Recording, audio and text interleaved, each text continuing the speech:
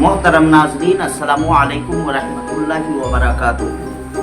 Aafia network पे आपका खुश आमदीद। उम्मीद है सहायक उर्दू अनुवादक के जितने उम्मीदवार हैं सब बखैर व आफियत होंगे, और मैं रब की बारगाह में दुआ भी करता हूँ अल्लाह तबारक व ताला सबको इत्मीनान व सुकून के साथ रखे।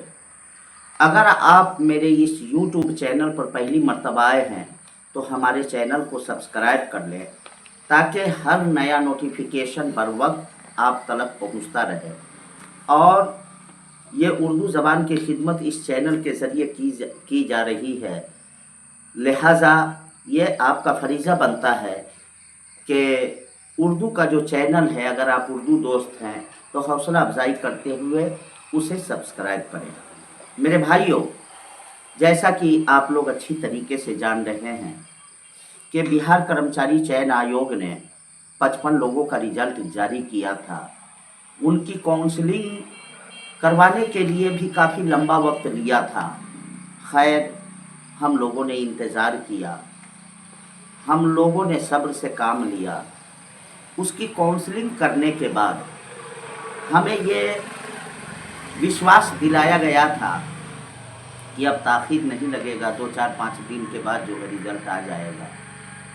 लगभग जो है 17-18 अक्टूबर के बाद हम लोग इस उम्मीद में रहे कि अक्टूबर की लास्ट तारीख तक आयोग जो है रिज़ल्ट जारी कर देगा। लेकिन अफसोस सद अफसोस, इंतज़ार करते करते सारे लोग हताश हो गए। उसके बाद ये उम्मीद करवाने की कोशिश की गई कि नवंबर के फर्स्ट वीक में, पहले हफ्ता में रिज़ल्ट जारी कर दिया जाएगा।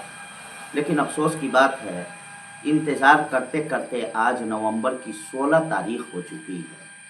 अभी तक बिहार कर्मचारी चयन आयोग हरकत में नहीं है, बल्कि वही रफ्तार बेढंगी जो पहले थी वो अब भी है। आयोग के पास एक लेटर है जो ऑलरेडी उसके सिस्टम में लोड है, सिर्फ उसमें तारीख बदलना रहता है। तारीख बदल करके जो हमारे भाई, जो हमारे सहायक उर्दू अनुवादक के उम्मीदवार मेल करते हैं आयोग को, उस मेल का जवाब जो है दे दिया जाता है कि बहुत जल्द आपका रिजल्ट दे दिया जाएगा। ये कोई नई बात नहीं है, ये बहुत पुरानी बात है, पुरानी रीत रही है आयोग की। अभी हालात जो बन रहे हैं, इससे ये बात पूरी तरीके से रोज़ रोशन की तरफ वाज़ेह हो जा रही है कि आयोग के इरादे, आयोग की नीयत बिल्कुल सही नहीं है। इसलिए कि आयोग की नीयत अगर सही होती तो 1 महीने का लगभग अरसा हो चुका है, और इस बीच में कितने रिजल्ट, बिहार पुलिस का रिजल्ट आया और भी दूसरे विभाग का रिजल्ट आया, कितने रिजल्ट आए। बिहार सरकार तो इतना एक्टिव है कि 1.5 लाख 2-2 लाख का एग्ज़ाम लेकर के 2 से 3 महीना के अंदर बहाली लेटर वगैरह दे करके सारा काम बिहार सरकार कर लेती है। लेकिन ये मुट्ठी भर सहायक उर्दू अनुवादक के उम्मीदवार हैं, इन लोगों का रिजल्ट तैयार करने में इतना लोचा कि जिसका हिसाब नहीं। अब सब्र का पैमाना लबरेज हो चुका है। अगर आप लोग घर में बैठे रहें, अगर घर में बैठ करके आप तमाशाई बने रहे तो हरगिज़ आप कामयाबी की मंजिल तय नहीं कर पाएंगे। आज सुबह सुबह मैंने देखा, तहरीक धरना नाम करके एक ग्रुप है, व्हाट्सएप ग्रुप, उसमें 400 से ज़्यादा मेंबरान हैं। उसमें ये तहरीक चलाई गई कि कितने लोग 21 तारीख को पटना आने के लिए तैयार हैं, वो लोग अपना नाम, मोबाइल नंबर भेजें। और वही लोग भेजे। सिर्फ 21 लोगों का मुतालबा उसमें किया गया था, लेकिन अफसोस सद अफसोस 1 घंटा के बाद भी 21 आदमी उसमें पूरा नहीं हुआ। ये क्या, इससे क्या समझा जाए, इससे क्या पैगाम मिलता है कि क्या हम सचमुच रिजल्ट मंगवाने के फिराक में हैं? इतना काहिल, इतना सुस्त उम्मीदवार बिहार की तारीख में कभी भी नहीं पाया गया। जितना सहायक उर्दू अनुवादक का काहिल और सुस्त और बीमार उम्मीदवार है। अरे भाई, जिंदगी जिंदा दिली का नाम है, मुर्दा दिल क्या खाक जिया करते हैं। कैसी सोच आपकी हो गई, किस तरह के ख्यालात आपके हो गए। आप सब कुछ जानने के बावजूद भी मैं बार बार आप लोगों को कहता हूँ, और बहुत सारे खुराफाती निकम्मे कहते कि एक ही बात को बार बार दोहराते। अरे एक कमी तुम्हारे अंदर है तो एक बात को नहीं दोहराऊंगा तो कितनी बातों को दोहराऊंगा। तुम अपनी कमी का एहसास क्यों नहीं करते हैं? तुम्हें अपनी कमी का एहसास नहीं है। तू शायद ने कहा था ना, तू अपने तगाफुल का गीला क्यों नहीं करते। तुम अपने तगाफुल का गीला क्यों नहीं करते। क्यों देते हो इल्ज़ाम मेरे दीद एनम को, क्यों देते हो इल्ज़ाम मेरे दीद एनम को। तुम हम पर इल्ज़ाम लगाते हो, एक ही बात को बार बार कहते हो।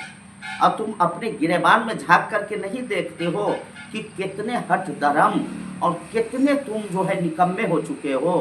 अपने अपने घरों में बैठ करके हैं तमाशाई बने हुए हो, और तुमको हमेशा अपडेट चाहिए। इतना ग्रुप बना हुआ है, हर ग्रुप के अंदर बार बार कुछ न कुछ लिखा जा रहा है। उसको पढ़ते उसके बावजूद भी हमको फ़ोन कर करके कोई ऐसा दिन नहीं है कि मेरे पास बिहार के तुलो अरज से 10-12 कॉल ना आता हो, 10-12 लोगों का। क्या हुआ हजरत बताइए, कोई ताज़ा अपडेट है? ये ताज़ा अपडेट तुमको घर बैठे बैठे मिल जाएगा कि इसके लिए तुमको कोशिश करनी होगी, तुम्हें अपने घरों से बाहर निकलना पड़ेगा, उसके लिए जिद्दोजहद करना पड़ेगा मेरे भाइयों। तो अब इंतज़ार की घड़ी समाप्त हो चुकी है, अब इंतज़ार की घड़ी ख़त्म हो चुकी है। अब इंतज़ार करने का वक्त नहीं है, हमें सड़कों पर उतरना होगा, हमें पटना के अंदर जमा होना पड़ेगा। अभी वक्त है हमारे पास और हर आदमी अपनी जिम्मेदारी को समझे। बहुत सारे लोग ये भी लिख देते हैं पटना उठना जाने से कुछ फ़र्क पड़ने वाला नहीं है। अरे पटना जाने से फ़र्क कैसे नहीं पड़ेगा। नेगेटिव बातें करना बंद करो, हमें कोशिश करनी चाहिए। अरे क्या तुमने पढ़ाई किया है, कैसी तालीम है तुम्हारी, तुम जिस धर्म के मानने वाले हो, जिस मज़हब के मानने वाले हो, बार बार वो रब फरमा रहा है जो कायनात का राज़िक है, मालिक है, वो कह रहा है कि तुम कोशिश करो, तुम जिद्दोजहद करो। अल्लाह खुद फरमा रहा है। तो कोशिश करने वालों को ही कामयाबी मिलेगी। घर बैठे बैठे मनफी सोच बना लेने से आप कामयाब कभी भी नहीं हो पाएंगे, कभी भी आपको कामयाबी नहीं मिल सकती है। लिहाजा आप अपने घरों से बाहर निकलिए पूरे हौसले के साथ, पूरे जज्बे के साथ। अगर हमारे लीडरान 50 लोगों को बुला रहे हैं तो 500 लोग वहां पहुंच जाए।